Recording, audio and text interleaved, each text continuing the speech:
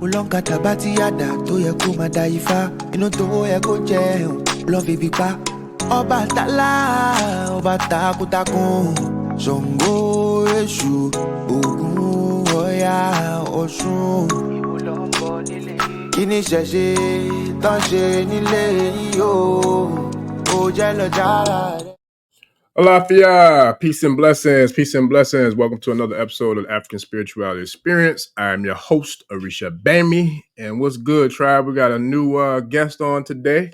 And before I get into that, I want to give you all a shout out. I want to give a thanks to everybody who, the new subscribers to the channel, new member subscribers, new Patreon channel, community subscribers, and just for all the love and support, man. Shout out to the elders. Definitely had some dope interactions with some elders that's part of the tribe on Patreon, man. And that within itself, I think I said it on the one we did the other day, it's refreshing and it's humbling. Like it makes me proud, because the work is working, and especially to have, elders to tune in and tap in with us, man, to see what we got going on. So with that, I give a great thanks to each and every single one of y'all. And without further ado, I would like to introduce this powerful force, because we want to keep this big mama's house energy and feminine energy, divine energy going up in this thing. So with that, we're bringing in one of the realest and one of the biggest, and I'm talking about the mama energy, but also deity energy, because there's only one that I know that's just as big as my papa, and boy, and this queen happens to be a child of the other one. So with that being said, peace and blessings, Alafia, Iya Olomi Tutu. What's going on with you? Alafia, thank you so much. Olomi Tutu Ifayemi, Sister Tria, all that good stuff. I'm good. How are you, Black man? Thank you so much for having me. I'm honored. I'm humble. Listen. Listen, it's an honor and a pleasure, and it really is. And it's funny because I was just having a conversation, I think this weekend, and just time traveling. I remember going back, I was thinking about being in the room, and I was like, it was one thing to be in the room and see how much goes on behind the scenes that we don't know, and you won't know until you actually go to that phase of your journey. But personally, it was like, wow, I had no idea how much went into it. You know what I mean? So it's like seeing that from the inside looking out, it gave me a whole nother level of love and appreciation, not just for the tradition, but for those who it takes, the village that it takes in order for us to get to that next level on our journey. And you was one of the ones who, was there, man, like even outside of having to be. And so like, I really appreciate that, because it gave me a different level of appreciation for those who, really rock with you, because that, your time is our most precious asset, you know what I'm saying? Like more so than money or anything else. So when people, to me, I feel like not only do they like help me out with their time, but I know it's truly supportive. Like I appreciate that, and I do my best to pay it forward, to people likewise as well. So with that, I really appreciate you coming on and joining the show. You know it. This is a beautiful thing. The process of being able to be in the labor and delivery room as Africans are reborn and return to themselves is an honor. Obatala has carried me through many things, so I will always be a servant to Baba. Obatala, I'm surrounded by Obatala. Believe it or not, like everybody close to me. My daughter's Obatala, Kanke's Obatala, Regina. My sisters are all Obatala. So the Obatala energy is very close, and Obatala and Olokun like this, and they got a little friendly rivalry, but it's also a brotherly, sisterly love. So that's how I go. Absolutely. Ashe.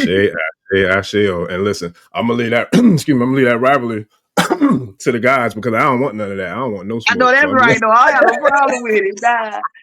No, that is not what I deal with. That's above me. Above my pay range and above my rank. I don't want none of it. And speaking of Obatala, shout out to Baba Zoe, because I believe yesterday was his birthday as well, man. So you're talking about Obatala. Shout out to him, man. Shout out. Think of my shade, Baba Zoe. And Absolutely. Man. So yeah, with that, I'm ready to get this thing cracking, man, because I think, far as I know of, you're the first Olokun priest or priestess that I've had on the channel, or I should say we've had in these Ashe Streets, man. So I'm looking forward to that conversation alone. But we can't just jump into the full course meal. We got to put some appetizers out there. We got to put the little salad bar, the little snacks, you know what I'm saying? We got to work our way up. We got to work our way up to the full course meal, So with that, first and foremost, for those who don't know you and know your journey, I do know before even the Orisha, you was a revolutionary. I remember we was on the same ticket doing spoken word together, if I'm not mistaken. Shout out to the Loud Girl, Nandi with Phil's Loud. I think that's where I very first met you, if I'm not mistaken. So that was you know what I mean? So with that, how did you get into, your spiritual journey? Like, when did your spiritual journey begin for you, and how did that happen? Birth. Birth. So I tell my story. I tell it all the time. Those that are around me, I was telling my sisters last night, I was like, I'm gonna be on a big platform. I don't know. Usually I'm just telling y'all my story all the time.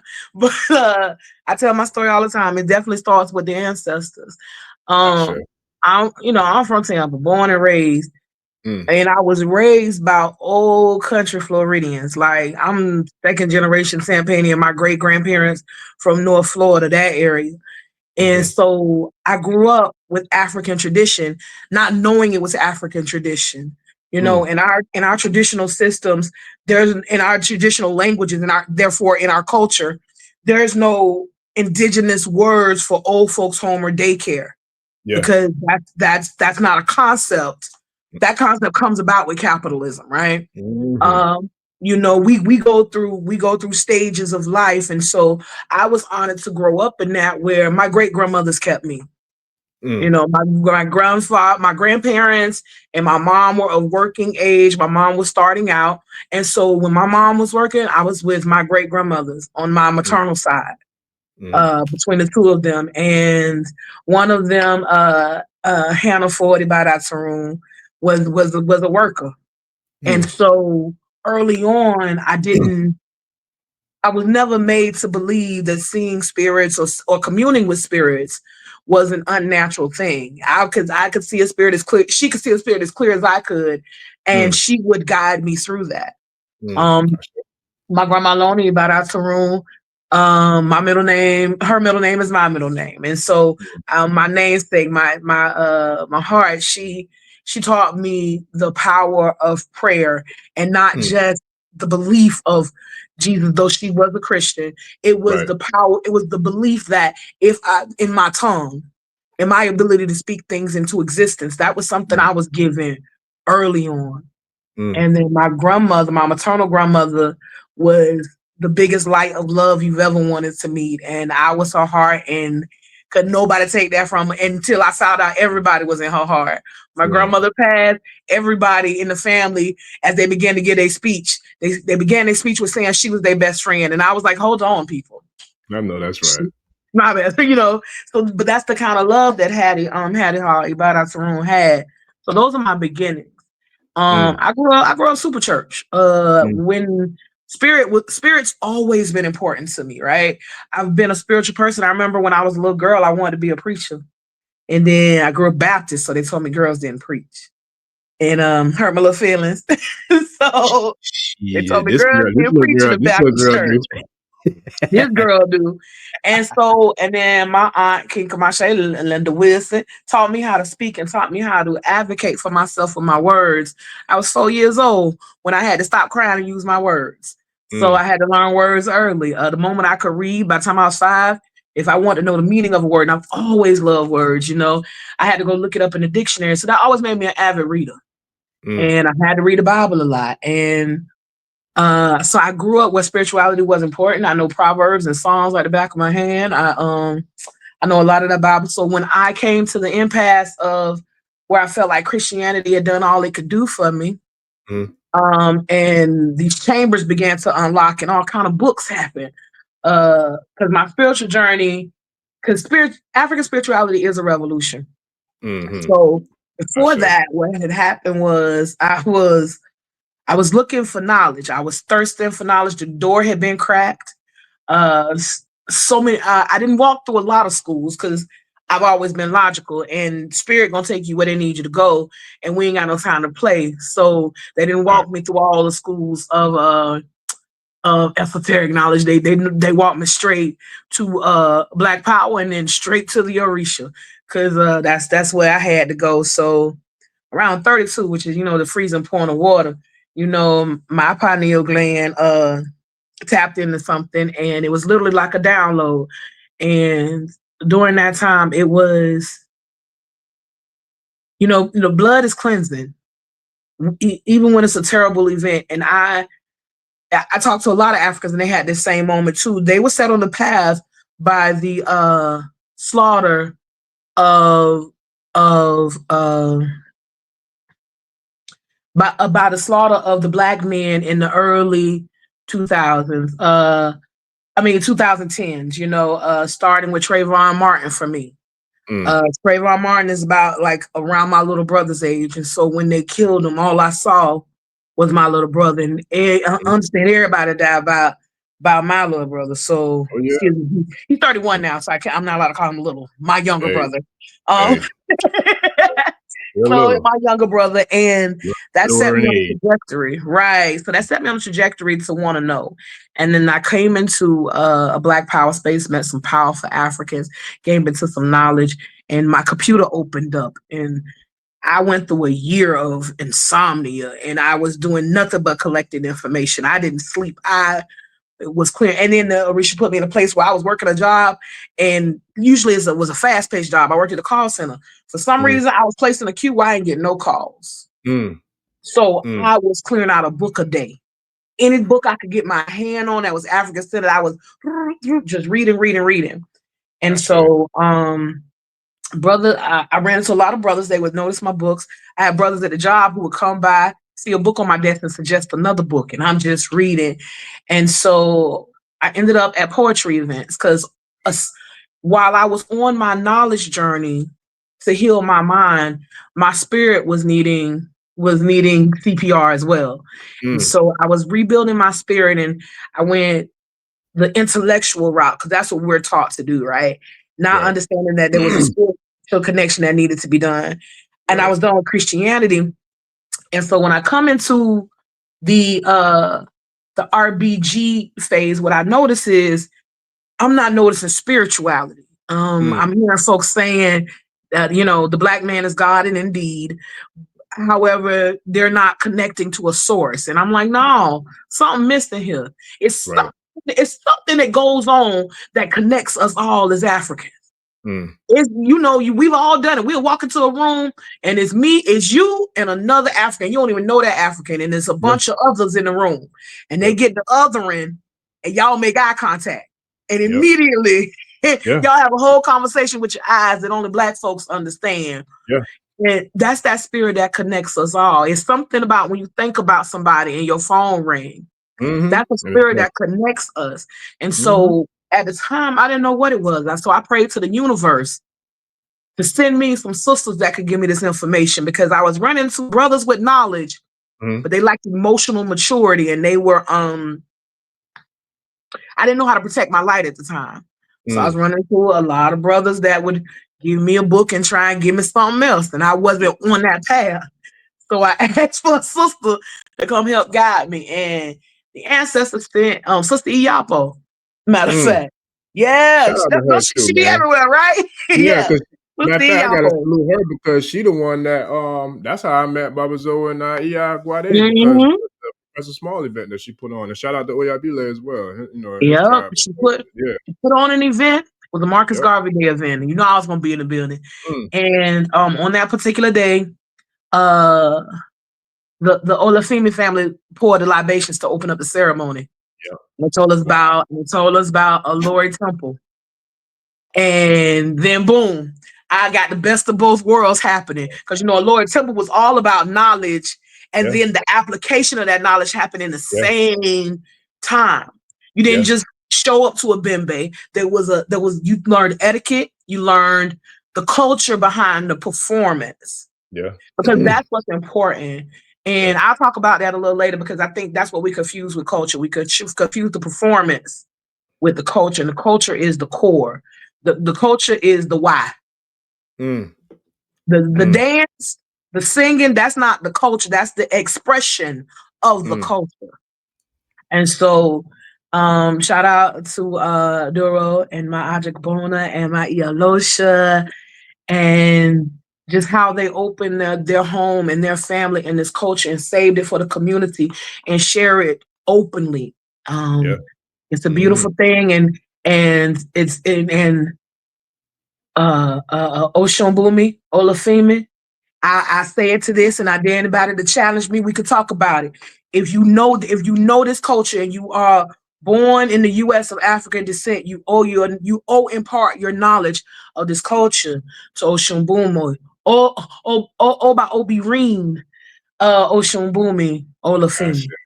Yes, sir. So, that's how I get here.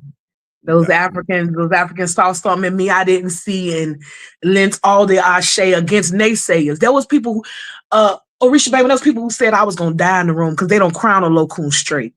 Yeah, I heard that. I remember hearing that. Lokun rest upon my head, not my shoulders, on my head. Ashe. Absolutely. Yes, man, listen. So I want to give another couple more shout outs to some big mama energy, man, because that's the biggest of the big mama energy. And for those who are newer to the channel, I know firsthand, like, because the last, I'll say maybe 2 or 3 months, there's been a lot of mama energy in here, like big mama energy. I think from like June, like into May, it's always been here, but I think we really started highlighting it heavy. I want to say around June, going into the summertime.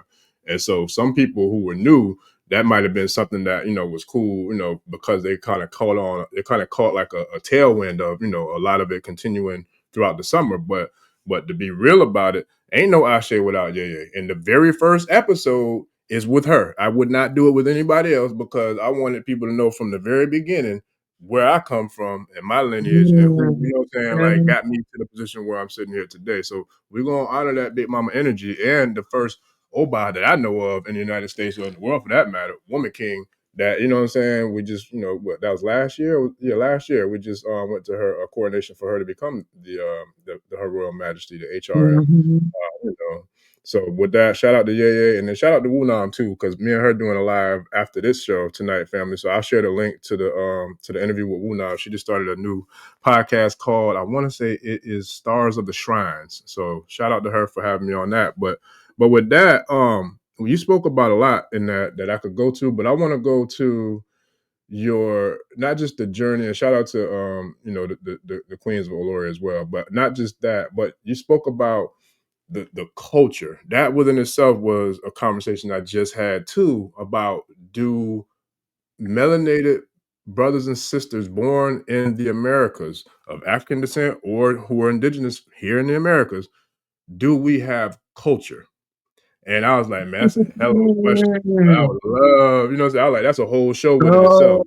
So I don't. I'm gonna say something that's gonna make folks mad, You hit on it, but I'm gonna wait. I'm gonna give them a cliff note for now because we had a topic. I want to stay on it because I know if we get on that one, we might not come off of it. So, so we might have to bring that back for a whole another episode. But so I'm gonna go to where we were supposed to go. When I saw, I just did a drive-by. I don't know what day it was. You might know before me. I did drive-by one day last week. I try my best to stay off social media, and I only go on there when I'm going to our group chats and stuff like that, or people who I rock with that's connected to the channel. And then because I find myself wasting time doing it, so I try my best not to be on there as much as possible. But I just so happened to be doing a drive-by, and in the process of doing the drive-by, I see you was on a live, and you was talking about how significant not only communicating with our ancestors are and building a relationship and rapport with our ancestors, but I think the thing that really struck something with me that I was like, yo, that's dope, is you were speaking to the point of,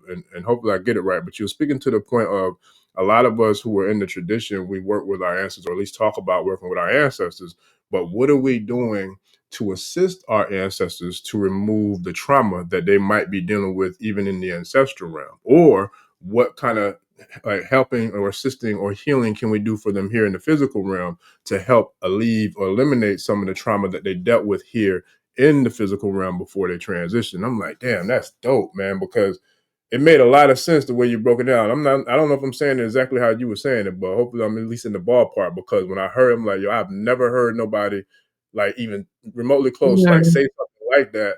And then, you know what I'm saying, it clicked with me the way it did. I'm like, yo, that's dope. That's why as soon as I saw you Sunday, I'm like, yo, I want to have this conversation. If you schedule yeah, out, you got me immediately. Yeah. I'm like, we gotta bring that thing. We gotta bring that thing to the globe, man. I'm like, right now, right. The people need to know. Yeah, man. Yeah, So how did that come about? Like, how did you even like? Was that just were they talking to you to kind of give you that to give to the world, or like how did absolutely that? And like I said, I'm an avid reader, so I'm gonna say this to everybody, whoever's listening: your gifts, if you are an African, your gifts should be used for the direct liberation and sovereignty of Africans. If you are not using them in part or in total or working diligently to that goal, your gifts are useless. Or better yet, even worse, they're not useless. They're being used by your oppressor because they're being utilized. And if they're sitting dormant, then they're being utilized by your oppressor because you're putting that energy probably to make your money to survive. So therefore,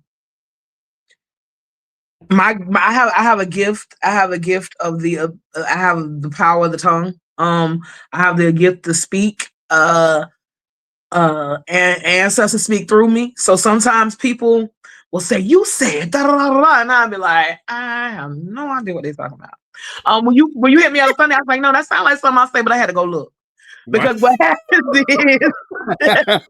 But as Ye taught me with this, and if you study, you'll know Olokun is the owner of the cinema. I did not know that. Oh yeah, Olokun is Olokun. That's why you have hidden messages in movies. Olokun is the owner of the hidden. Olokun is the owner of the cinema. So a lot of times, because I used to be like, I got a social media addiction. People always like, oh my gosh, she's so funny. And I met a lot of people through social media, but I don't know. You know what I mean? Right. And I hear people and they be like, no, I'm wasting time. But so I feel like I be wasting time sometimes too. So I'm like, let me use it for what it's supposed to be used for. So these downloads that I get, they can't just be my brain needing to rattle them around because it's something I know. Sometimes it's stuff for me, but most of the time it's my purpose is I came back to this earth with a distinct mission of helping Africans re-Africanize themselves. That's why that's what I chose from Oshun. That is why I came back. Ifa has helped me become clear on that destiny, and so I'm done running from it. So you told me when you told me Tuesday, I'm like, all right, listen, I am Olokun and I am Ogun, so I could be loud and rambunctious when I'm around comfortable people, but I will be stagnant and in the background in a heartbeat, believe it or not. It's just so, most folks don't know that about me because I go. If I got to be a slave in this lifetime, I want to be liberated from the oppressor. And let me. This is not everybody's destiny. This is mine. Let me be a servant to Africans. Let me gather all the information. Let me put it in a way that anybody can understand it. Because everybody not meant to. Everybody can read, but that ain't how everybody absorb information.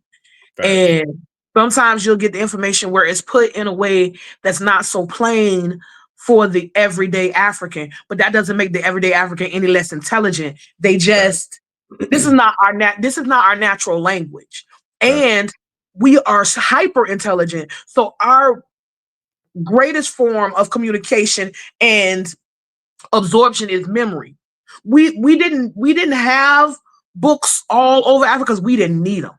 We had culture and tradition that we passed things along, and until others came in, until Oyinbo came in to disturb our culture, that was a trusted thing that was able to happen. Which is why this culture is in America to today, because Oyinbo didn't understand when he stole children, thinking he was removing the power. When he stole children, he didn't understand he was still in priest. We get on our journey early. When he stole them 13 and 8 and 9, those children were already in the school of learning their culture and tradition and holding it and learning those teachings. That's how this is kept. I had a past life experience. I've had several dreams, and there's this past life experience where I'm being drugged onto the ship and I'm pregnant. I'm big belly pregnant, and they're dragging me, kicking and screaming, and they don't take my husband. And I literally grab some of the sand and shove it in my mouth because I know I'm not coming back. And I'm thrown onto the boat. And that was my second past life experience. So I know for a fact in my spirit that I'm African, and that I did that voyage at least twice, which lets me know spirit can go where it goes. So, yeah, I think it's important that we understand that. Also, it comes to me for how spirits come to me. Spirits come to me. Sometimes they come to me elevated and understanding. Sometimes they come frantic and not knowing what's going on. And sometimes they come like they left. They got attitude. They don't want to play. They don't want no parts. They don't know why folks are sitting down trying to call them. And sometimes it's hard for us to understand on this side, especially when you're giving your faith to an ideal. And it's maybe not your gift. Like that. I've been sitting in a reading. And I'm like, yeah, no, she don't want to talk to you. And you know, and so people be like, what you mean? I'm like, I don't know what to tell you. Your auntie don't want to talk to you. She's like, no, and she's upset about something. So that's how I know that exists. Also, if you got your grandma eyes and your granddaddy nose, you got their trauma. Because who healed it? Who healed it? Who healed it? Who we know for a fact. And then those of us who need Oyinbo re-science, now their science is even telling us how the emotions of the mother affects the baby in the womb. Yeah. Oh yeah. Right. Yeah. If that DNA holds cellular memory. Yeah. If you have a traumatic experience and your stomach begins to hurt and your back begin to hurt, now your body is holding those things. If nobody heals that, and you create life, and you pass life on to a woman, that's your seed. Your seed got whatever you got in you.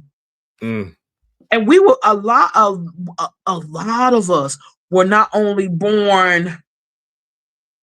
I'm sorry, I got a cat. You know what I'm saying? A lot of us were not only born in trauma, we were born of trauma. And so what really brought this home for me is my latest readings have been concentrated on the breeding farms. And that is the last frontier. And I feel like if Africans study that more, Black people study that more, African Americans, the lost souls, the Negroes gonna be the Negroes. They gone. We can't worry about them. I'm never talking to them unless they choose to elevate. But there are lost souls. There are people who they operate how they operate because they do not know any better. Yeah. Negroes know better and they reject it. That's a different thing. But there are people who don't know any better. And I encourage anybody to study the horrors of breeding farms and then study the magnitude of them. Because that's the thing, like they can't hide everything, right? So we'll hear about the horrors of breeding. We know, and I don't know if I can use profanity on your platform, so I just say MF. We know the term motherfucker come from the breeding practice of Europeans. Because see, we didn't practice that mess. So when they get us, we not inbred. And they don't sit around and say, oh, don't breed a Wolof with a Akan, or don't breed a Igbo with a Yoruba, or don't breed or don't breed an Ashanti with effect. Don't breed. They don't say that. So when we get here, they crossbreed us. These subcultural divides we've held for tens of thousands of years are dismantled traumatically and radically immediately. Yeah. You got ancestors that was put together. Sometimes children don't make it because you got two ancestors put together that in the spirit realm beefing. Yes. And got beef for centuries. Yeah. Generations on in. And they children can't make, because the DNA don't even want to go together. That sometimes that happens. And so we don't study this enough. But breeding farms is important because we got to know Virginia's #1 export was us. Virginia like to tell you was tobacco, but they didn't know how to grow the tobacco at first. At first, they didn't know how to grow crops in Virginia, so they grew niggas. And we're not talking, we got to understand that this is the thing we don't talk about. We the same way, like when we say chattel, we mean chattel. When we say cattle, we mean cattle. And the same way, you have small farmers that might have a small dairy farm and they serve locally, and you got a little larger farm, and then you got these mass producing farms. They had that. There was Africans who never knew anything but fucking. And not having sex, not making love. They knew nothing but fucking. They were born on breeding farms. And because they were born of a good stock or a good buck, they might sell their brothers and sisters, but they keep one. And they grow them on a breeding farm. And his whole existence, they don't worry about if he can talk. They worry about if he can understand commands. And he sat there, and his whole purpose was to have sex. I like to read the slave narratives. Now you have to, when you go through the slave narratives or listen to them, I prefer to listen to them on YouTube, the slave narratives. So back in the 30s, 40s, to in part to offset the poverty of the nation, because if you having a Great Depression, your first people without jobs are your journalists, your people with jobs that may not be necessarily necessary for people to survive. And so the government, to give these people jobs, sent them out with these giant recorders to record the stories of the remainder of those who grew up in slavery or who were manumission from the plantation. And so they tell stories, and they tell stories from what they know. And some of the stories are filtered because who trusts white people, right? At that time. So they Master was beautiful. They tell these fabulous lies about the life they had. And then, but some of them tell it real because they don't know no better. And I remember one narrative, and I can't remember the brother's name, but he's bragging about that his father was a prize buck and was said to have fathered 120 children in his lifetime. Because that was his claim to fame, that he was a prize buck. They would take your granddaddies and your uncles and lease them out to go out and rape, because that's what it is. To go out and have sanctioned rape be forced upon the women of another enslaved women of another plantation. The moment she began to smell. Well, or go into her cycle. So if this grown buck is 30 years old and he's been doing nothing but raping Black women for 15, 16 years at the command of his masters, that is his job.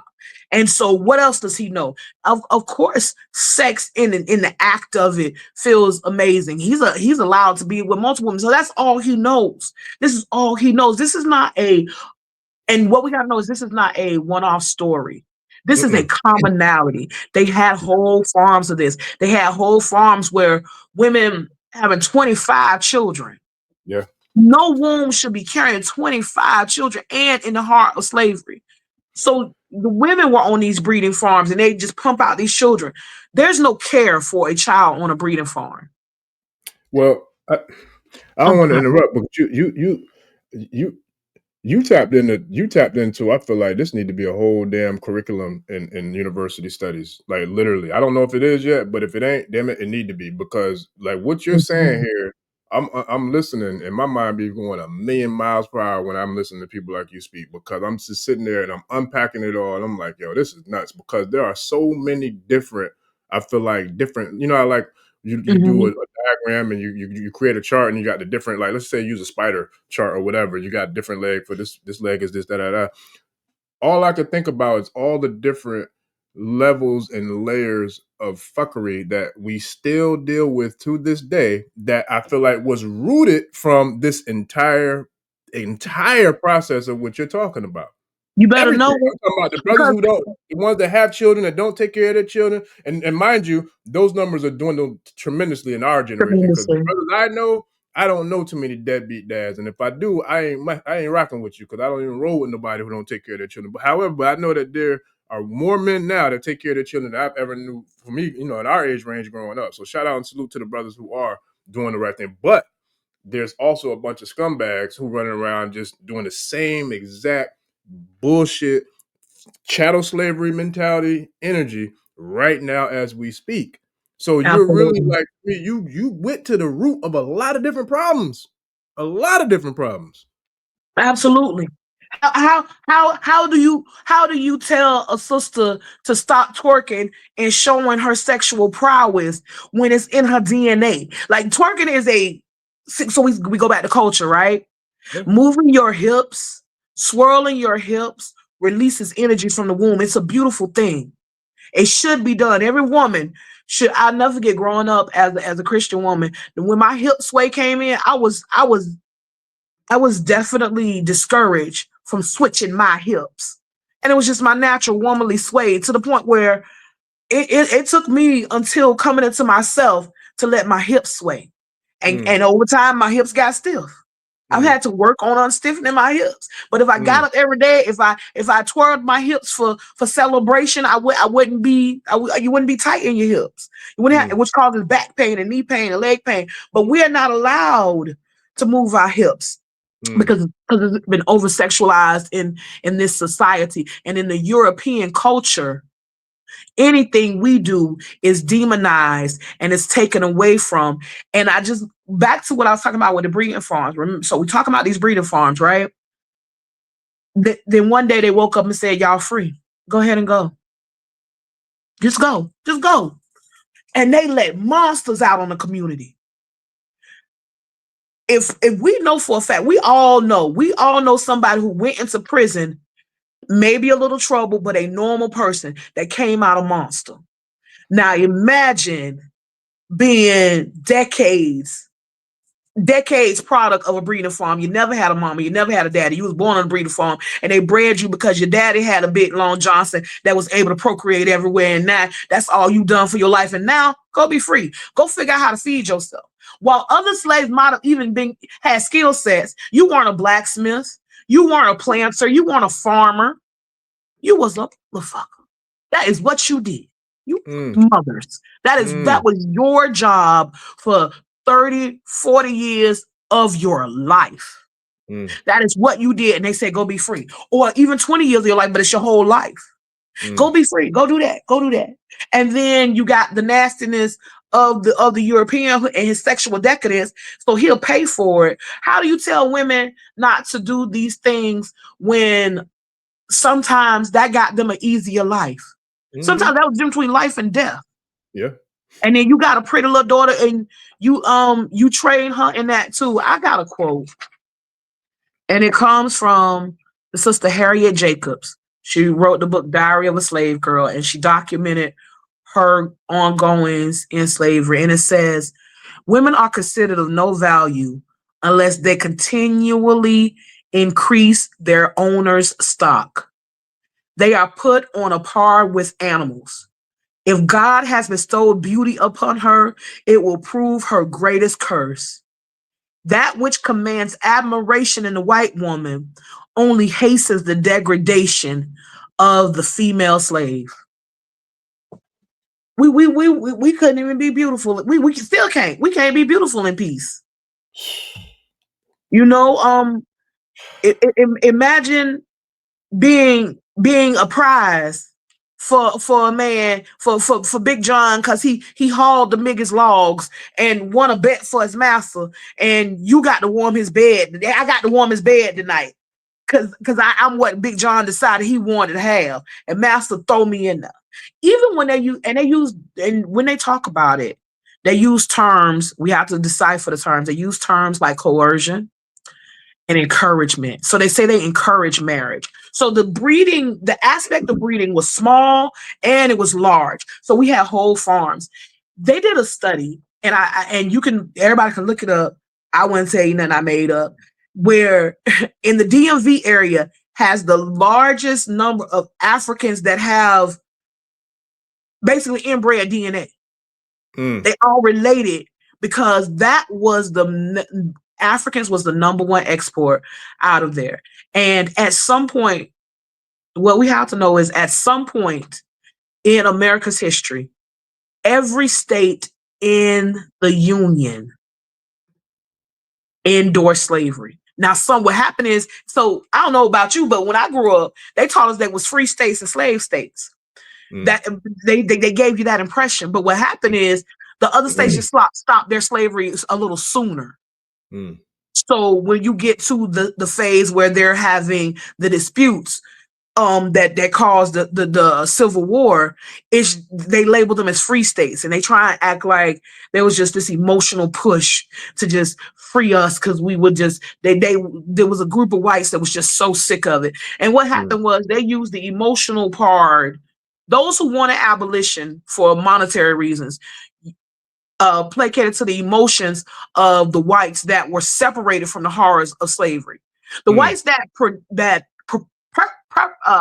perpetrated the offenses was like, that's just the way of the world. You know, down here, that was just the way of the world.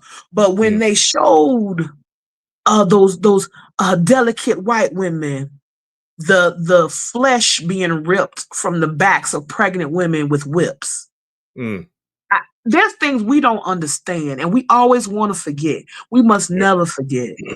But they hit us with things so hard, it tore the skin off our back. If you've never seen it, go look up a cat of nine tails. They call it a cat of nine tails because it got claws on the end and it rips the flesh from the bone. They used to beat us with stinging nettle. You know why they call it stinging nettle? Because if you pick it, it's mild. But if you use it you gather a bunch of them together and you use it as a whip, that's what they will whip house servants and small children with, because it makes small lacerations on the skin. It irritates the skin.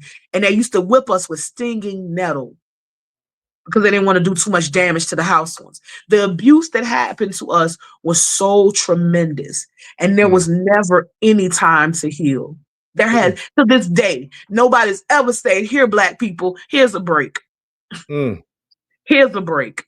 Because the closest thing we ever get to a break, we start getting closer and they ready to dismantle it. When they gave us the closest thing we ever had to a piece of a break, and we still had to deal with the Klan, the mental illness was the Reconstruction era, and they immediately came back and snatched that. Then we tried to heal and keep our families together, and they gave us the ideal of integration, and they came and snatched it all back. And then they stole our children again. They stole our children. They're still doing it. Still doing it. Yeah. The public school system is set to rob us of African people.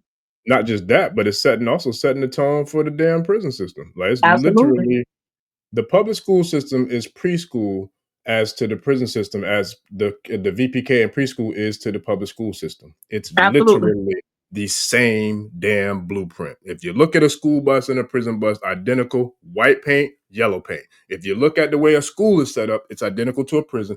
Everything. You know what I'm saying? Subconsciously, I don't know how many people realize that. Jefferson High School was literally designed by the man who designs prisons. And if you look at it, it has a huge quad in the middle, bunch of cell corridors. They're lettered, and at any time you could close the doors and lock anybody in them. If they need to lock down, and the quad is an open space, like a rec in a prison rec hall. Yep. Yeah, all of it. It's all the same. You know what I'm saying? But that's when you're able to look at things from the mind's eye versus just the two eyes. You know what I'm saying? Like when the private community call, we were just talking about that the other night. And I was sharing with the tribe. I'm like, yo, we gotta look at things from a trinary vision perspective. Because right now we've been conditioned to only look through these binaries with these two, but we still got another eye. You know what I'm saying? Right here.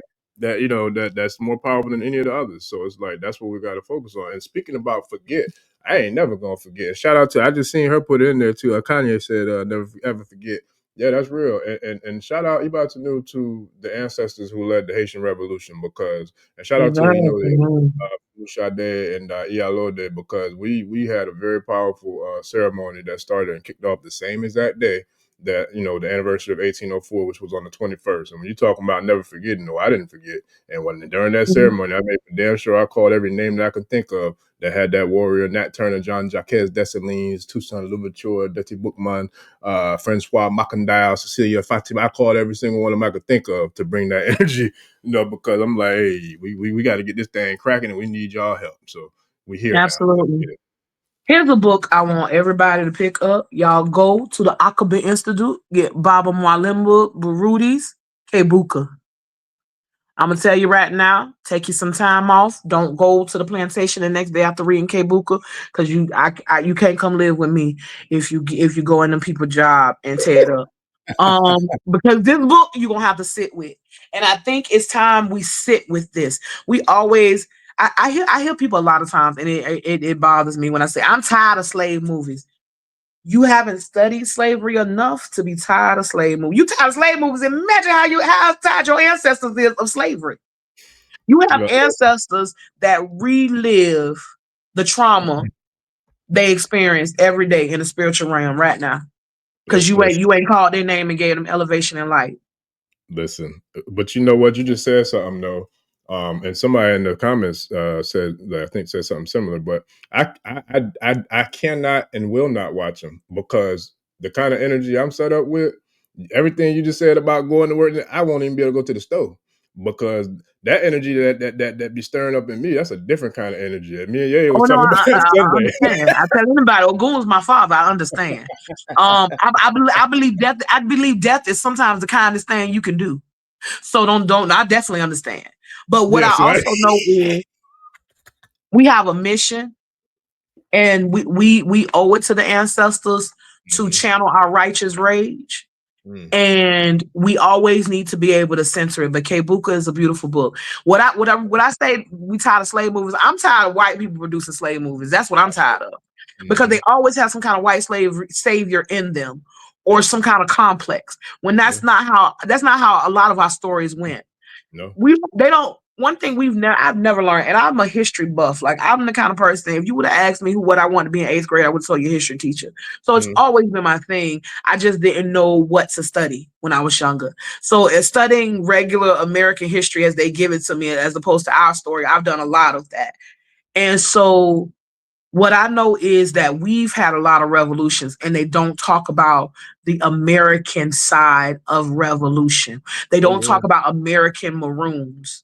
They don't talk about the real reason why they flooded New Orleans, and why the New Orleans people to this day still speak such a different dialect, why the Geechee Gullah speaks such a different dialect, because they fought so ferociously that they decided at some point to leave them alone and come back later.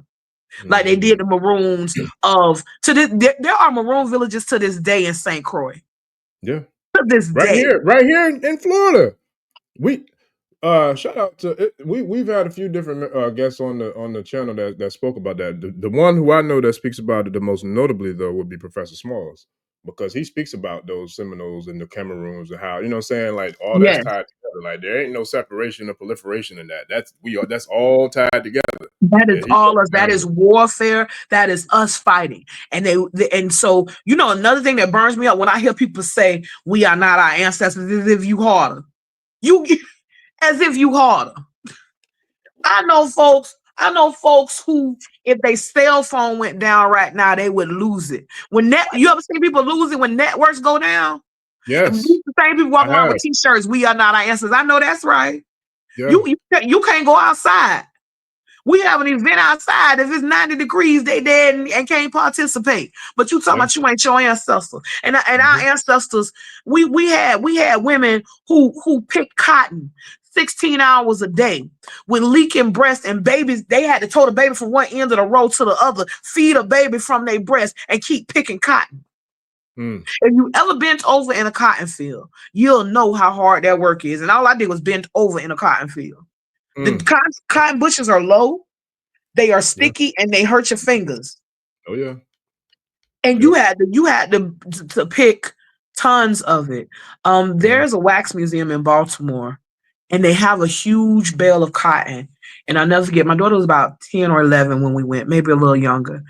And I'm like, you would have been in the fields picking cotton. So I said, bend over. When we visit, I said, bend over. And I push down on her back and I say, keep bending. And I push a little harder and I say, keep bending. And then she got to the point where she had tears in her eyes. She's like, Mommy, stop. That's a piece of what your ancestors went through. That's a piece of what your ancestors went through. Never forget. And they pick cotton. We are not only our ancestors, we are, I love y'all, but as a total, not just me, you, but as a total, we are failing them miserably. Because our ancestors were the greatest of warriors. Do you know what type of spirit it took to have enough faith in the future to not take your baby out? To let your grandma, your great-grandma, your great-great-grandma live? Do you know the pain and the heartache that they went through? I was reading this brother, he wrote a book about his ordeal in slavery, a brother named Friday Jones. Look up the story of Friday Jones. And Friday Jones said, how horrible for a man to stand and see his wife whipped and her wounds bathed in salt water and not be able to protect her. Friday Jones fought for his family and got his family back, only to have to fight again. And his sons, 2 oldest sons, were sold off. And then him and his wife were sold. And the plan to promise they'd never sell his wife. And then a year later, they sold his wife and his youngest child. What that man supposed to do with that? I think we spend too much time pointing our fingers at each other. There are things we can do better. There are things that we are certainly responsible for. But what we've got to know is what we are responsible for is our healing. Every African, I do not care what your spiritual system is, should have an ancestral altar. Because whether you're Christian, Muslim, atheist, whether you practice Yoruba, no matter what you Ifa, whatever you practice, you have a belly button. It means you are connected to someone. Somebody. Birth is a most traumatic and beautiful experience. Women literally go to the brink of death to bring souls, wrap them in flesh, and return them to this world. Yeah. How dare you not tell those people thank you? Yeah. How dare you not tell those people thank you? So I think that's something we have to understand, and that those horrors they went through, the reason we have to sit with them is to help understand our values and where we go. Also, a lot of us, because I know on this side of those of us that do have ancestral altars, and a lot of us are the person in our family. Some of us have families that at best they accept that we different, and sometimes that's all you can ask, you know. Ifa teaches us there's different egg bay and egun, right? We got a crew we hung out with up there. They may not be blood, some may be blood, but a lot of us, our families are they think something wrong with us. Real quick, yeah, I hate to interrupt, but you dropping so many jewels, which I already knew. I go out my brain. No. Listen, I be sitting here chilling. I'm soaking it all in, and then it just be like, look, I be hearing spirit be like, okay, you gotta ask. So it's like playing double dutch. I be sitting there, all right, can I but and I'm not going to be long, but you said something just now, and it just brought me back to Sunday when you spoke about what we spoke about, but I was listening more than talking. When you was talking about how the significance of the Egungun and the ancestors, and also with the Egbe, right? A lot of people are really familiar with the Egbe. That's another call too that we got to get into. But with that being said, you said every person of every spirituality or every spiritual faith, what have you, should have an ancestral shrine, right? And then also we spoke about, the significance of the Egbe, which is our spiritual twins in heaven, right? In a room. Okay, so now let's say, because we got people that are on multiple different stages and phases of their spiritual journey on the channel. And what I love about the feedback that I get is it helps me to then get with people like you to speak on specific topics for specific reasons. And so I know that you're a person who has a gift and the ability to be able to transmute or translate messages from spirit and the ancestors. Now it makes sense just from a little bit of time we spoke as to why you were speaking about that topic that day when I was blessed to cross paths with it, which I'm grateful because that's why we're having this show or this conversation. But what about the people who are afraid or who have no idea of how to connect with their ancestors? They've never heard of Ancestral Shrine, or they've heard of it, but they have nobody who can guide them. They didn't have a yay like we had. You know what I'm saying? So what would you give those people? Because I love the message and I feel like it's powerful, and it is. I agree with you 1,000,000%. But because I know some people aren't there and don't have any access outside of, you know what I'm saying, listening to things like this, the shows like this, what would you give them as a person who has the ability to get it directly from the source? What would you give them to start that process with venerating or at least honoring their ancestors? I would say, first of all, if you Black, 9 times out of 10, you grew up with some sort of, especially in your grandma, auntie house, you grew up with some kind of ancestral shrine anyway. Just unknowingly. Your good old Christian grandma probably had one, or everybody got an auntie or maybe their grandmother or maybe their mother was that keeper of the family records. You know, that person that knew everybody's business. She might be a little messy. She might not be your favorite person to talk to, but she knows stuff and she keeps stuff. Growing up for me, the only difference is we don't mix the living with the dead, but growing up for me, there was always a place in that aunt's home with pictures of everybody. And she a staunch Christian and she don't play them games at all.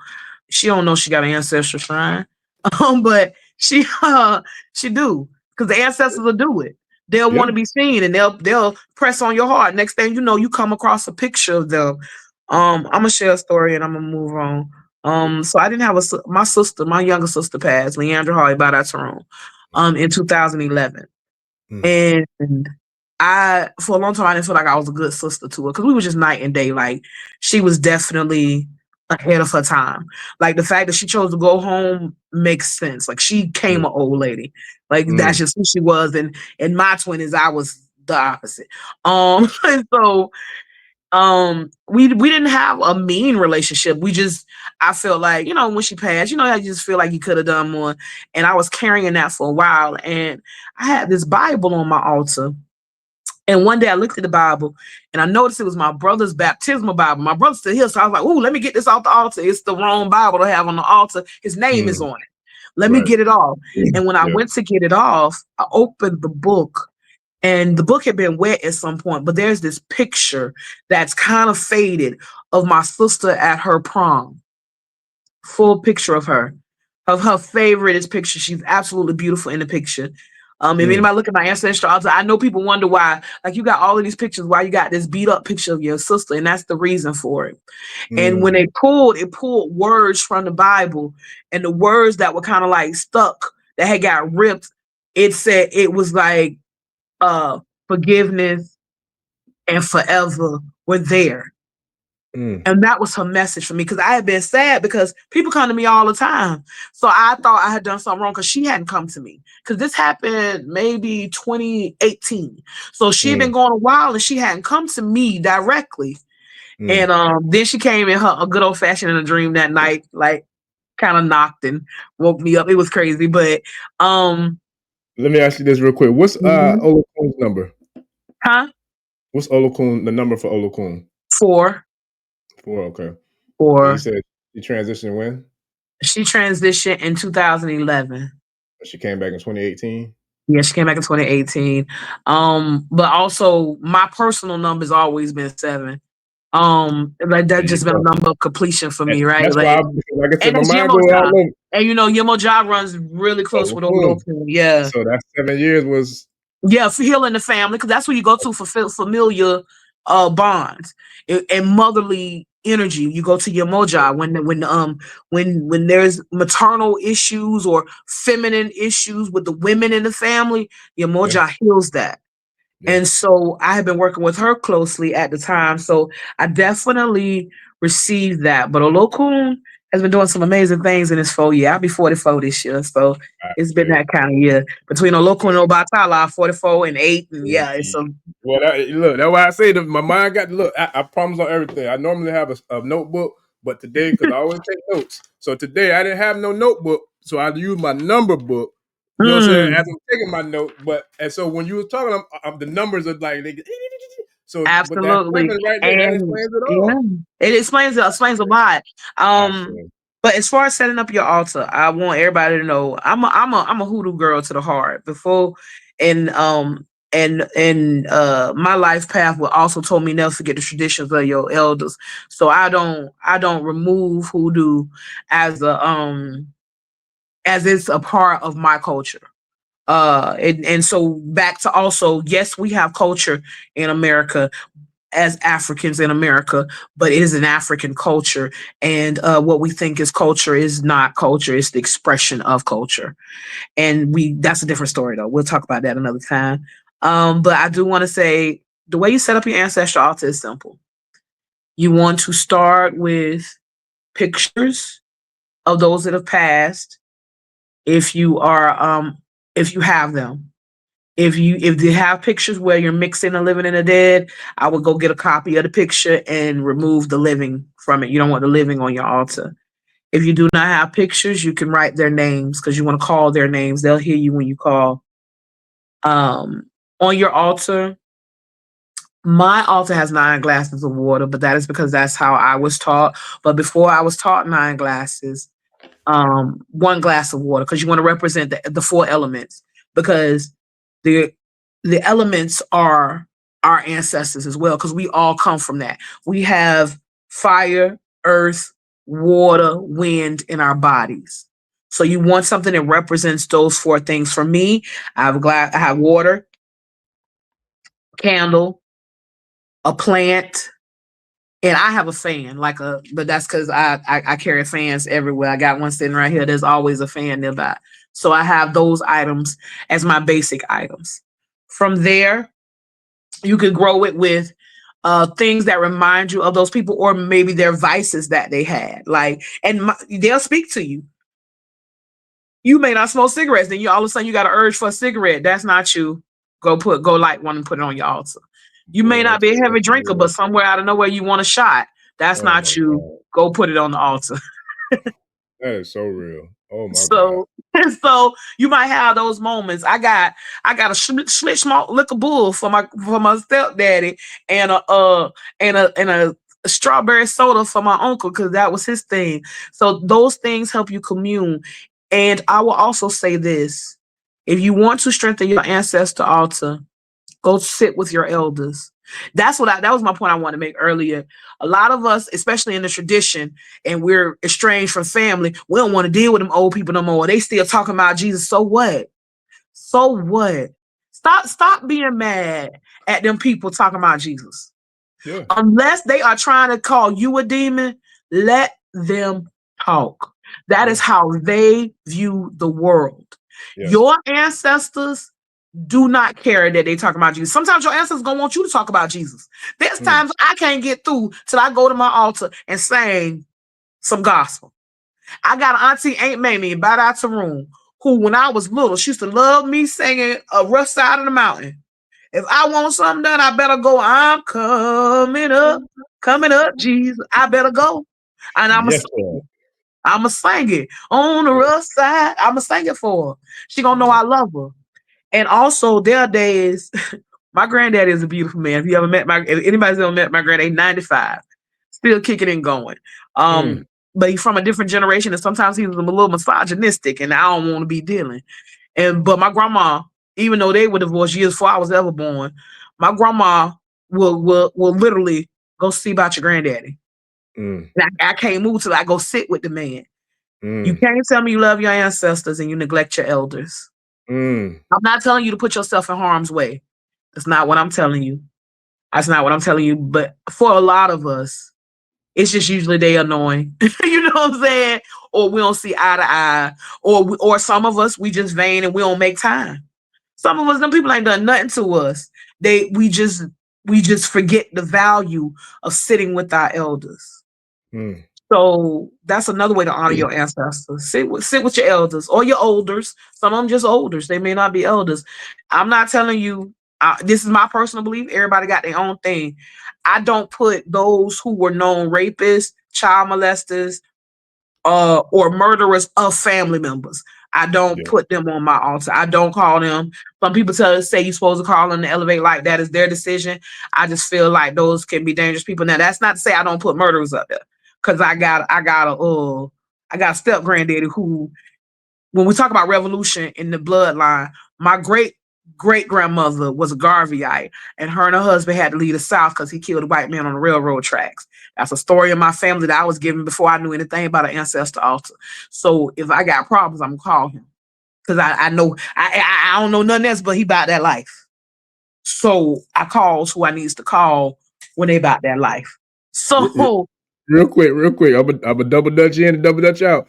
okay. I promise on everything I love, boy. When I tell you, and the tribe know me, I'm gonna keep it a buck. But boy, when I tell you, Iya has, like, you got some of the biggest big mama energy, I promise, that I've been around. But like, seriously, I don't kiss nobody ass. I keep it a buck. I'm gonna call it how I see it. But know you do. But the other thing that I love is, like, don't you ever for 1 second get shit fucked up, because she will let that Olokun Ashe energy up out this motherfucker. I ain't never seen it, don't want to, but I know it's there. I know it's there. So I'm saying all that to say, boy, you ain't playing, and I feel like that ancestor walk with you, and he talk with you, and he there with you all day, every day, You do.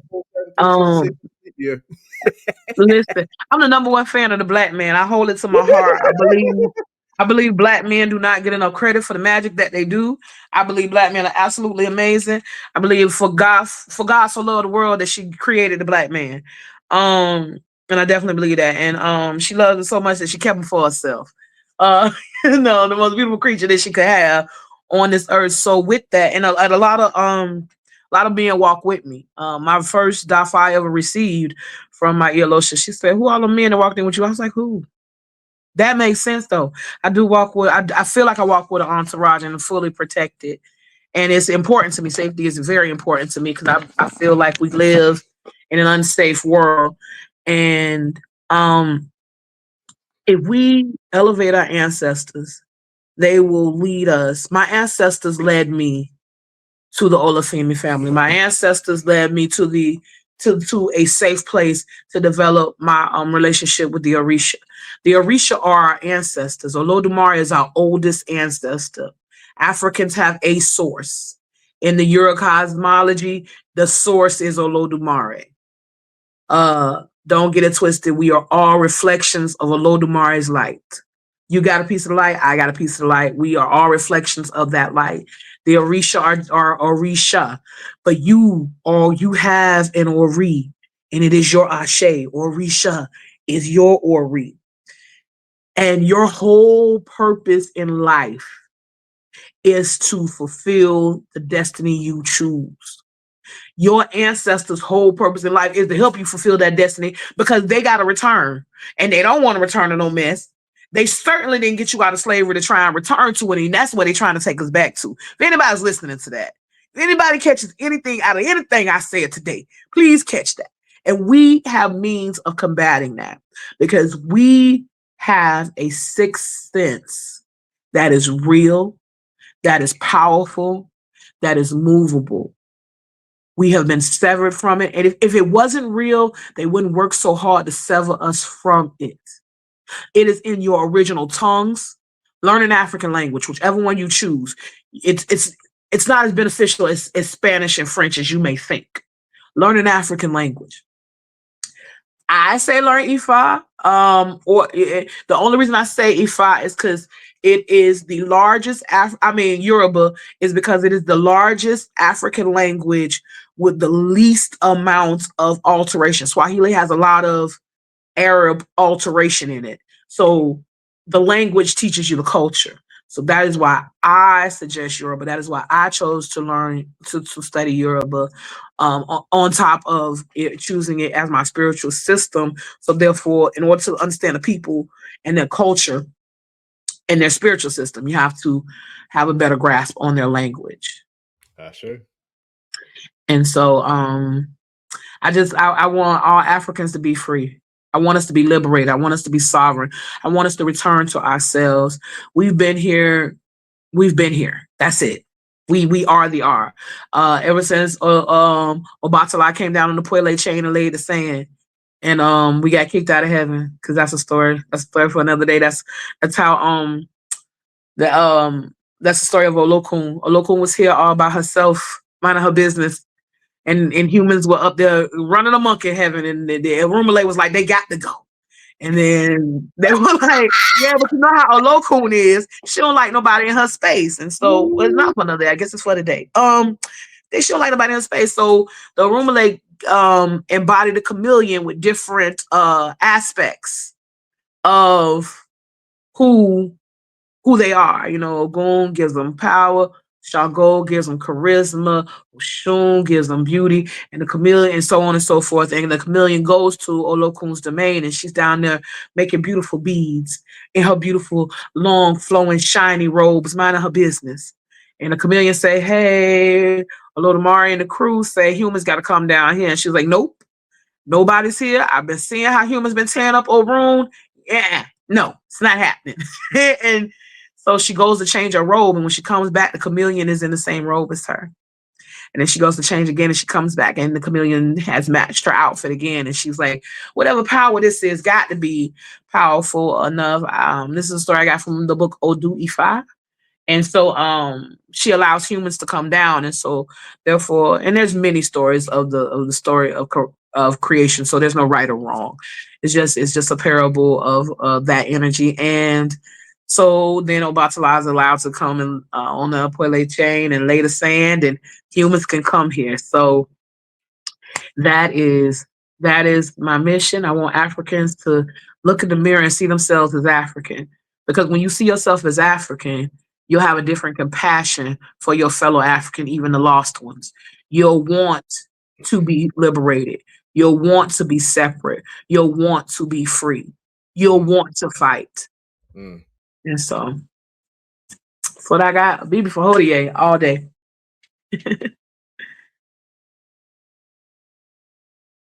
Woo! Yep. So I'm gonna take a water break real quick. I'm gonna double dutch into a water break. Okay. Boy, listen here, boy. Look, so yeah, we definitely already know how this is gonna go. We're gonna definitely have to make this a regular. I have to get with you to see how often we can make it happen. Okay. Matter of fact,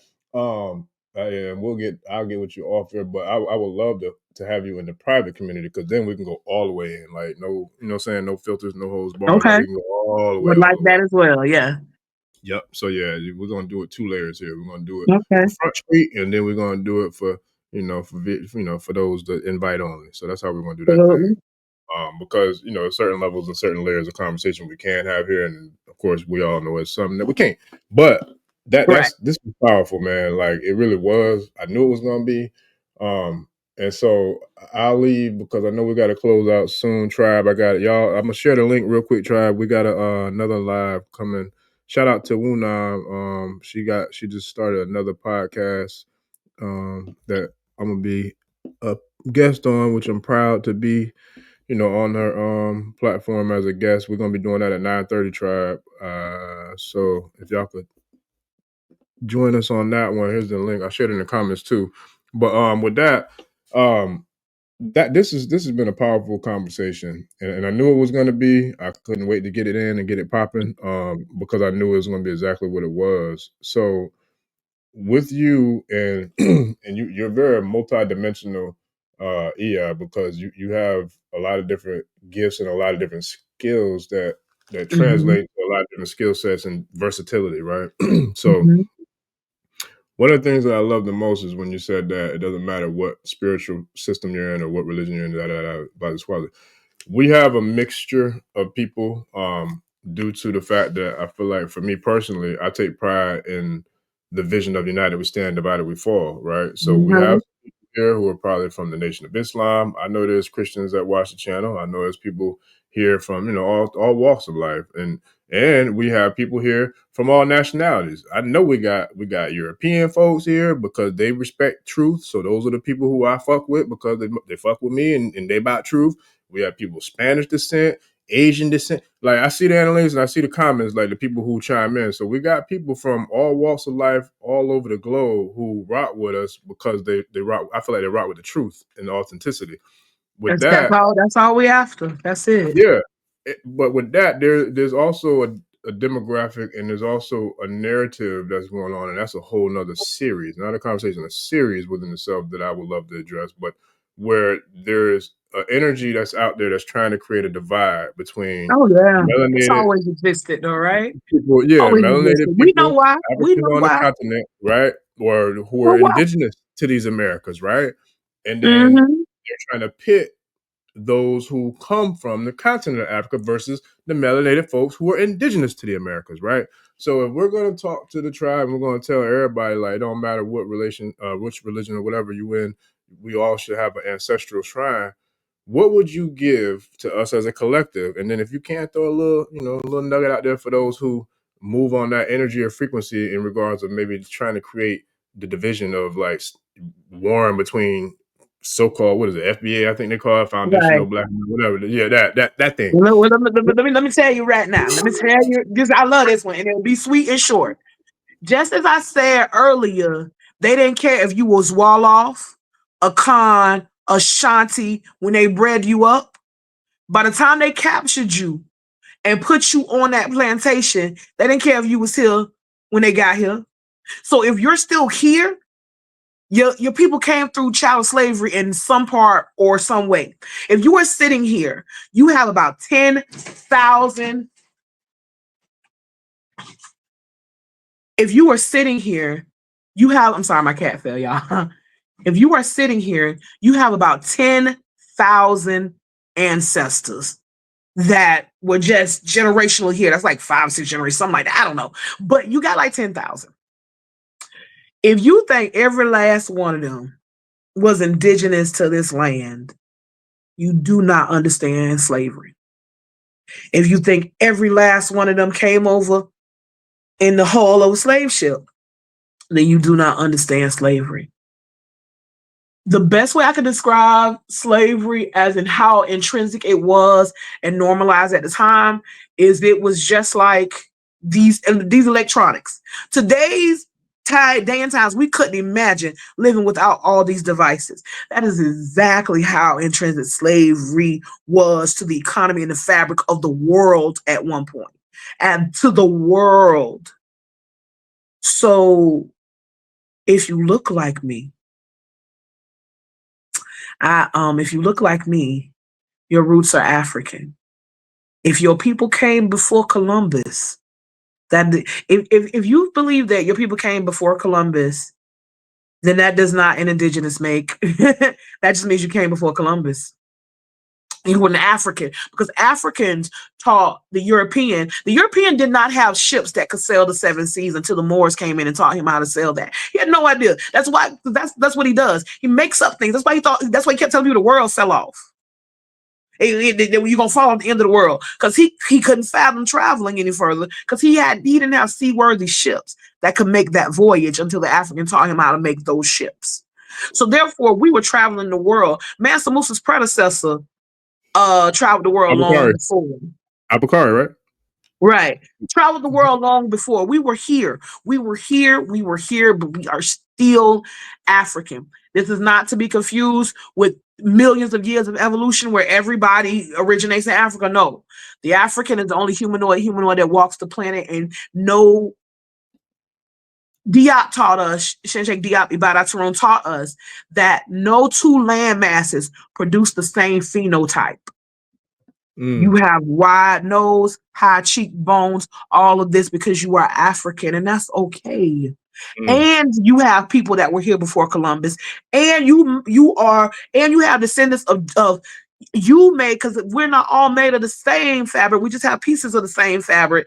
You may have Native Americans in your bloodline that were here before Columbus and before the Africans that traveled here, and we're all still family. And let's just say you disagree with all of that. Guess what happens when the police pull you over? Guess what happens when your baby is in those schools? Guess what happens when they got their MAGA hat on and they see you? So let's just say you disagree with all of that I just said on history, and you got everything you agreed. That's fine, but understand the enemy is collective, and he sees you as the same. So what we have to do is let all of that go. Let your ancestors settle it. Don't spend no time trying to convince me I'm Native American. I won't spend no more time trying to convince you African. But I will tell you, if you look like me and I can trust you, then we rock it. If we understand that we got to batten down the hatches and close ranks, and I encourage anybody, whatever your belief system is, don't fight with anybody else. Get with your people and close ranks. Get practical things down. Learn how to grow some food. If you are a meat eater, learn how to process meat. If you sitting around here eating 10 wings and fries, but scared to take the head off a chicken, you're going to be hungry one day. It's coming. If you can't go out your door and tell what's edible and what's poisonous, you may not make it. If you don't know how to take some flour or take some dried up chickpeas, grind them down and make a bread, you're not going to make it. The time is coming where it's going to be that serious, and it's going to happen so swiftly that anybody watching this is just going to remember when I told you this. So, and guess what? If you stay ready, like old folks say, if you stay ready, you ain't got to get ready. I want nothing more than be absolutely wrong in what I'm telling you. I would love to be wrong. I would love you to say, Olomi Tutu, that ain't never happened. You was just talking crazy on that show 20 years ago. I would love for the day to come where it never comes to what I'm telling you is coming. But I know what I've seen in my dreams, and I know what the ancestors keep telling me to tell everybody. I didn't think I was ready for this show tonight. Yeah, I'll be honest with you. I didn't think I was ready. But I asked the ancestors to speak and what messages they have for Africans to help me fulfill my destiny. I came here to help Africans save themselves. So close ranks, learn how to grow food, build community, get off of social media. And I don't care if you find one family, find a family. Heal yourself, get a wife. All these black men with all this black power, knowledge, and understanding, get a wife. We ain't that hard. I know you think we are. We're not. We're not that hard to get. Get a wife. Get a wife. Heal yourself and love a black woman properly. If you got mama issues, fix it. Sisters, get a husband. I know you want one, but be a wife and get a husband and learn to be quiet sometimes. Listen, I know. But listen sometimes. Close ranks, build family, open your home, educate your children earnestly about this culture, about your culture, about your history. Close ranks. Learn how to use weapons. Learn how to use defense. No black woman should be no black person, period, but no black woman should be without a weapon or defense. We should travel in twos. Me and my sisters got a rule about the buddy system. 2-2 is what we call it. 2-2. We travel in a 4-pack if we out and about, and if one goes to the bathroom, one go with them. We must protect ourselves at all times. We must teach our children to protect themselves. We must teach our children to advocate for themselves. We must teach our children that, another thing I'm leaving y'all on. Don't reprimand your children in front of others. Always show a united front in front of others. Reprimand and it goes and never reprimand an adult, because what are you doing? But also don't beef with your mate in front of others. Carry it home. Build strong communities. You spend your Saturdays doing picnics in the park for black people in your community. Doesn't matter what they believe in. Doesn't matter what they got going on. Anybody knows for like 3 years straight, my house was just open. Is 2025 I kind of been more reserved energy because I've been building with self, but everybody knows my house is still like that. If we want to have a party, we can have a party at my house, because we're going to build and we're going to learn, because I want to see you relaxed. I want to see you chilling, getting a little drink. If you smoke, do a little smoke, playing spades, because that's when I'm going to see your character. Learn that nation building is fun. You don't have to zone out and forget. And the people I build with are the people I party with. The people who I chill with and hang with are the people I work in the community with. We have a garden day.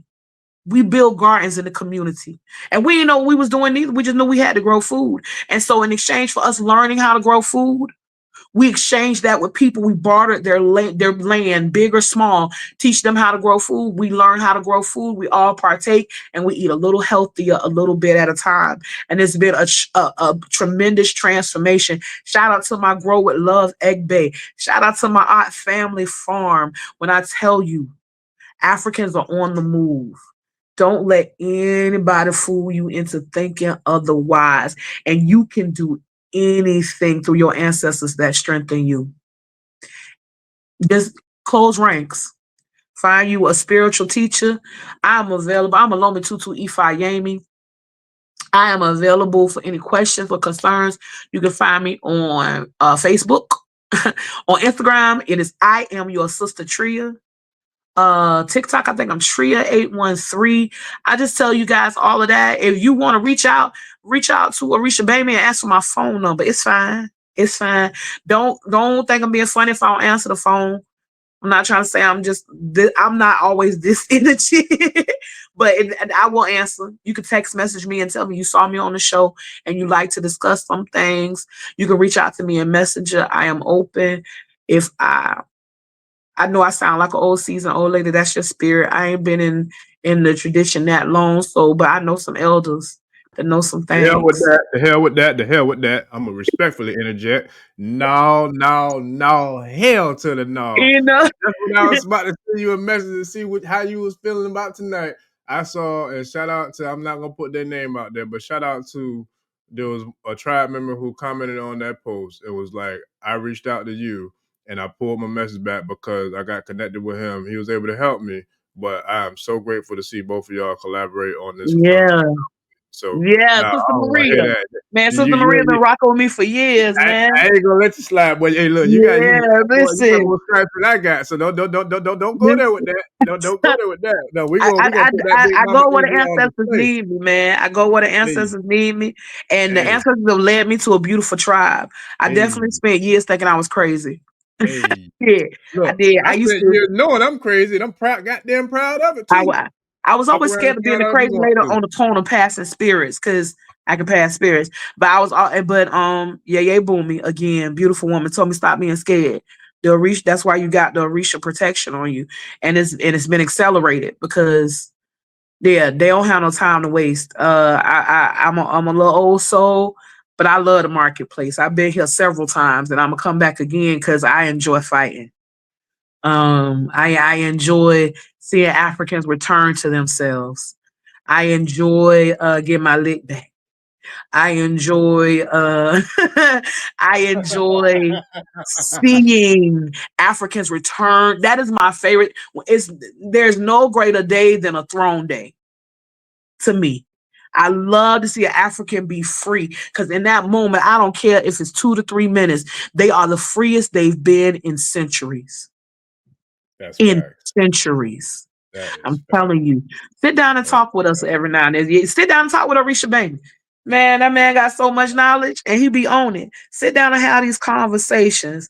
I'm gonna stop talking because we almost out of time. Nah, you no, but and I'm gonna close it out, but I got goosebumps right now. I swear to God, like I got goosebumps because like, everything you said, I feel it, and like the conversation that like led to this was at a throne day. Let's not get it twisted, and it was for you know what I'm saying. So like let's so that within itself. You know, and then we started the show. I had to give honor and gratitude and praises because when I was in mine, you was there. Like I'm like, man, that's how I know who really rock with me, like for real. And it's like I'm man, that was a powerful time, man. I am grateful for that. I definitely came to the earth that weekend, man. Listen, you don't know. Like I'm telling you, like you. I don't forget that one, man. Listen.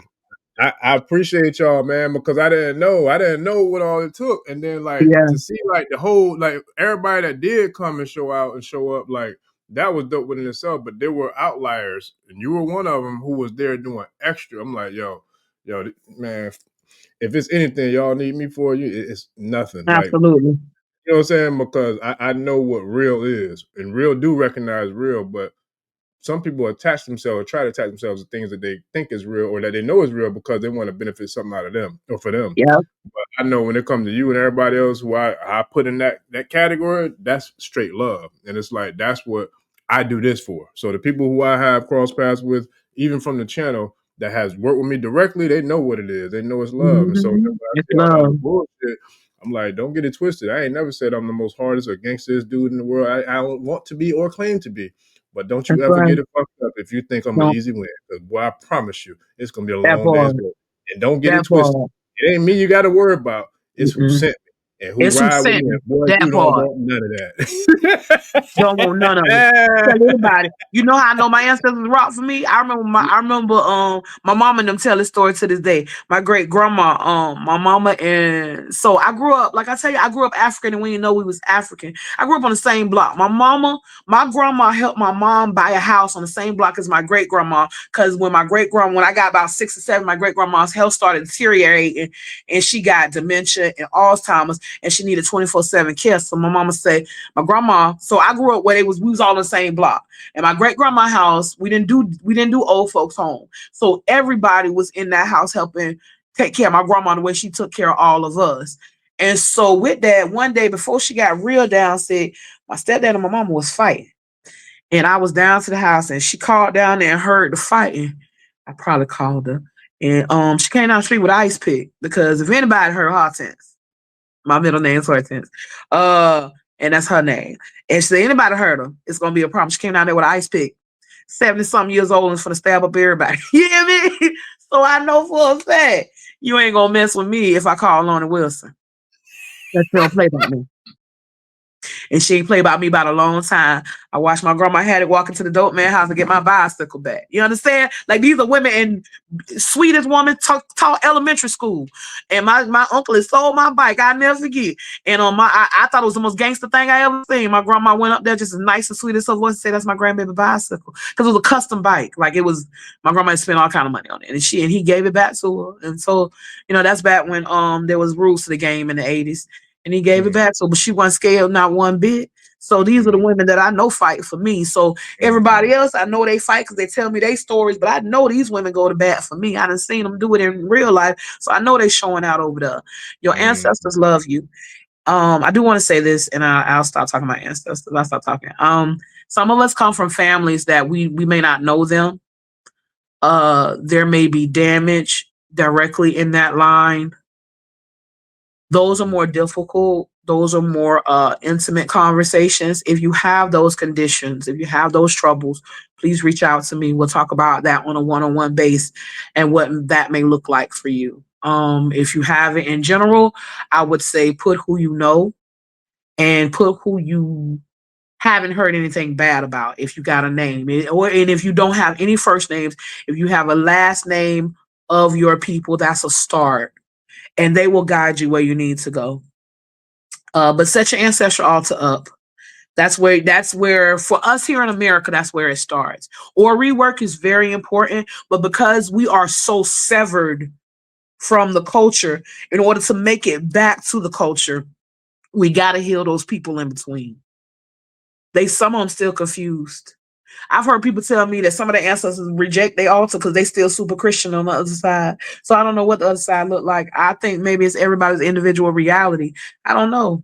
So I just want you guys to know that they love you, though, collectively. I know, because sometimes I have to tell people that I can't tell y'all stuff because them people ain't asked me that. I've been in a place where I'm like, some people don't know me. I can't just go up to people and tell them you talking, man. You got to tell them to come talk to me. Man. And so they love you, and they're waiting on you, and they want to show you how much they love you. That's another thing too. Your ancestors want to show you the power that they do possess. So just talk to them. Wow, and more wow. And here go them numbers again, man. Like the numerology be numerology, and because when you said that, I was looking at the time we've been on, and I was looking at how many people was on, and it equaled up to 9 because it was 1 hour and 33 minutes, and I think we had 130 people in there, and then 3 plus 3 plus 3 is 9, and then the 1. But yeah, that's whew, yeah, it was everything I knew it was gonna be. And look, so shout out to the tribe, Harmonious Balance. She's in the Patreon private community. I'm gonna get EI's information for y'all. I probably won't be able to do it because I gotta jump off and jump right back on with Unam, and I'm gonna share that link again. Hopefully y'all could join in and tap in with us on that. But I'll definitely have it on the show description tomorrow. And then also I'll have it in our private community and the Patreon as well. And that's the name you see on the screen is my name on Facebook. So I'm not hard to find. It's my picture up there. And it's Olomi Tutu Ifayemi is the last name. So I say. Yeah, she saw it too. She yeah. But yeah, she part of the tribe. Like that's tribe that I like for real tribe. I mean everybody is, but this is a different level. Well, yeah, boy, that's a whole other level of tribe right there, boy, for real. But man, listen, I knew it was gonna be magical, I knew it was gonna be powerful, and it was everything I knew it was gonna be. So I give thanks to you. I give gratitude to the great Olokun as well as your ancestors and your Ori. Coming through these Ashe streets and holding it down and dropping that big mama. I'm talking about notorious B.I.G. Big Mama energy up in this Big Mama Blue, that's what they call her. Yes, sir. Don't you ever get it twisted, boy. There ain't a doggone element on the planet that is more vast and got more power than Olokun job, boy. So let's not get it twisted. For real. So I appreciate you. And last, before we sign out, you got anything that you want to drop with the tribe before we get out of here?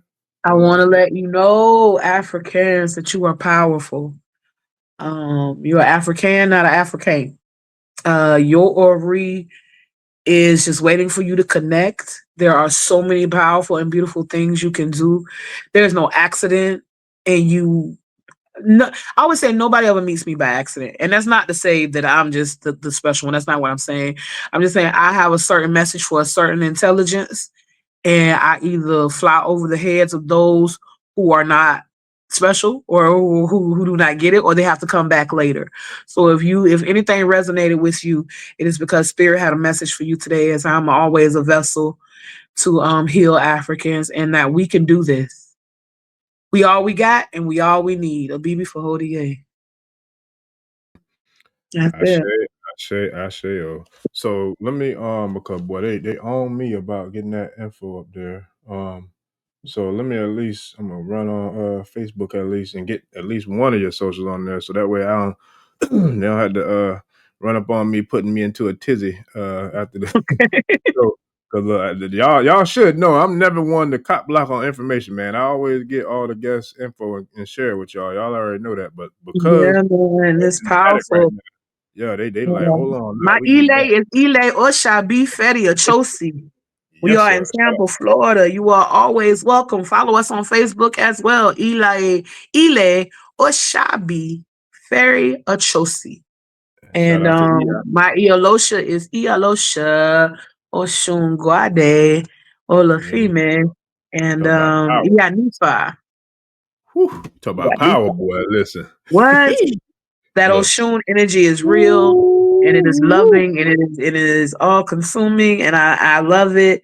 And I owe those Africans a great debt for allowing to be a vessel. I am grateful to Olokun for reaching in and saving her daughter. The Orisha wants to help you. Sure. If you've ever been on the fence, I'm not telling anybody what to do. Your spiritual system is your path. But if you've ever been on the fence about a dafal or a reading or anything like that, or just a conversation, my Yolosha is a wonderful person to have that spiritual conversation with. I also do spiritual conversations. I do ancestral though. But Marianne De Lagoon is what we read in the house, is what my Yolosha reads. And it does set you on that path if the Orisha are your spiritual path. If that's something you like to explore. We have community events as well. I'm also a part of an organization called Grow with Love here in Tampa. We teach Black folk how to grow their own food. If you would like to ever donate your time, energy, or funds, please reach out to us. If my sister Akanke is in the chat, she can put that cash out to that organization in there. If you'd like to donate, we do good things in the community, and anything that you are able to give would be greatly appreciated. Our goal is to get sacred space and land for Africans to be free to be African on, and develop ourselves. I share. Tribe, I put Iya's Facebook in the comments, but I'm gonna get all the information. Like I said, it probably be tomorrow. I just want to be real with y'all. It'll probably be tomorrow, but I'll have all the contact info. I'll have Iya's socials. I'll have the cash apps. I'll have all that in there for y'all tomorrow. And trust and believe. Don't get it twisted. Don't be scared. This ain't no scarcity. We ain't trying to sell y'all on nothing. Hurry. Hurry up and buy. Hurry up and buy. No, We ain't not trying to at sell all. y'all. She gonna be back. She gonna be back. Trust me. Nah. Yeah, no. Look, I already know. Nah. I'm going. Look, she gonna be back in the private community as well. Matter of fact, I look forward to doing something in Yeah, person. because I would love to You know build what I'm on culture saying? Oh, yeah. because Yeah. we're deeply confused about what culture is, and I think that's what I think if we clear up that confusion, we'll stop fussing with each other about it. Yes, and the mothers, and so hopefully, I don't know if I can share what you be having going on at the water, but I'll get into it later. But I do. So I'm gonna share all that. You know, we about a month or so ago about some information that you wanted me to put out. I'm like, hey, say the word, man. All you gotta do is tell me now. You know what I'm saying? Like just let me know. Like I got you. But yeah, whatever we got to put out there, I'm gonna put out there, and I look forward to doing this again. I appreciate you. Absolutely. And man, I can't wait to do it again because the tribe is tribing. Boy, they round up behind. Boy, I knew they were gonna be round up, but that big mama energy, boy, that's that old boy.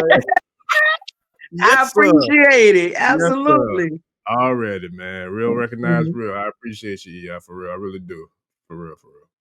All right, tribe.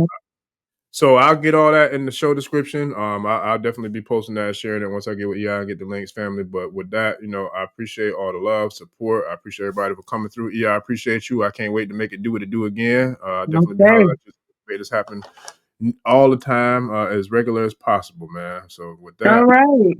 Try. Appreciate the love, support, the likes, shares, comments, etc., etc. Y'all check us out on Wu Nam's podcast. I believe it's Stars of the Shrines. I got to get in there, so I don't want to get my butt kicked by her because running close on time. Yeah, but with that, I give it to you. I appreciate so we can all join in and share in it. Yes, sir. No, I appreciate you. I'm there right now. I'll send it to you. I love y'all, black folk. Yes, sir. I say. All right, tribe. I'll see y'all next episode. We out. Don't forget to please like, share, subscribe, and we are out of here. Odabo. Odabo. Ẹni tó gbàgbé ilé ṣàpò ìyàgbọ́ tẹ́ǹtì ẹni takísà ní tàtàn ò bá padà sílé anítìjàkọ ẹja lọ pé eégún mo ṣe nígbẹ́rẹ́ ìpàkọ́ forsake not your ancestors and praise your.